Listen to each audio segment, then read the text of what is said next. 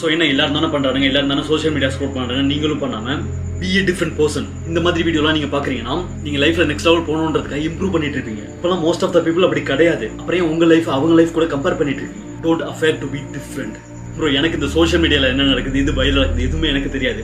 முன்னாடிலாம் ஆஃபீஸில் ஏதாவது இந்த வைரல் ஆகுறது அதை பற்றிலாம் ஏதாவது பேசியிருந்தாங்கன்னா, என் ஃப்ரெண்ட்ஸ் பேசியிருந்தாங்கன்னா எனக்கு புரியாது. அதை பற்றிலாம் நான் தெரியாமல் என்னன்னு கேட்டேன்னா அவனுக்கு என்ன டிஃப்ரெண்ட் ஸ்பீசிஸ் மாதிரி தான் பார்ப்பானுங்க. பட் ஆனால் அந்த டைமில் I'm building my physique, I'm building my business, becoming the best version of myself. But அவனுங்க வீட்டில் போயிட்டு ஸ்க்ரோல் பண்ணிட்டு பிக் பாஸ் பார்த்துட்டு, பிக் பாஸ் நேற்று எபிசோட் பார்த்துட்டு அவனுக்கும் இவனுக்கும் சண்டை, அதெல்லாம் தான் அவங்களோட கான்வர்சேஷனாக இருக்கும்.